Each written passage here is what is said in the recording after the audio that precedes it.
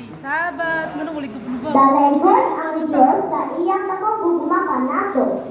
Salamat sa makahong nga awit nga naghatag nato gandasig sa atong pag-alagad. Mag-ampo sa ta, Lord, Creator of heaven and earth, please forgive our thoughts and words, actions.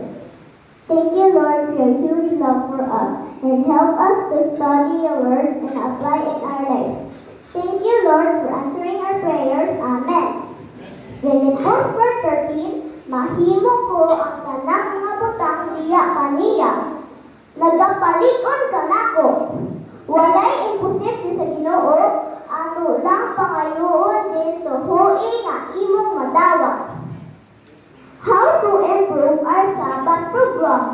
These are the steps called as A.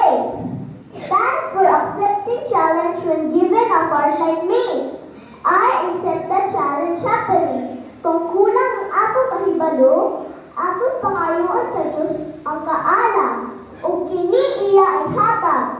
James 1 verse 5 to 8. Busa akong tagaan at bagay mga bata, dawata, kay panalangin kini. Amen. C.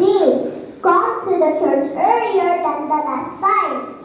Dapat sayo o dili maling sa pagsimba. Kaya naay mga angels na monitor sa pag-attendance. D.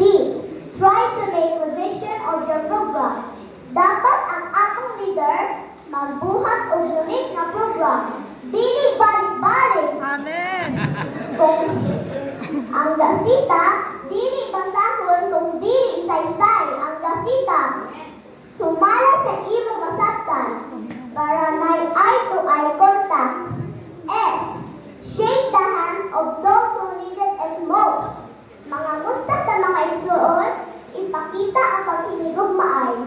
Labi na sa atong mga bisita. Amen. Base ng atong pagkamusta, may hatag o kalipay sa nabuon.